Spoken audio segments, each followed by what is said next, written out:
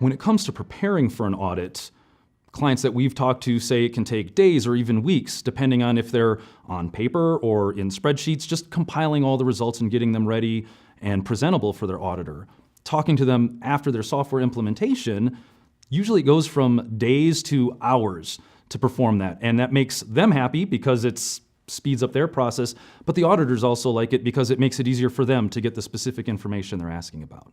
So kind of the best case scenario for an audit is being able to pull from that centralized repository, because when an auditor asks you a question, you don't have to have maybe boxes of paper queued up all over the place where you go grab from them. You can just retrieve it right from them right then and there.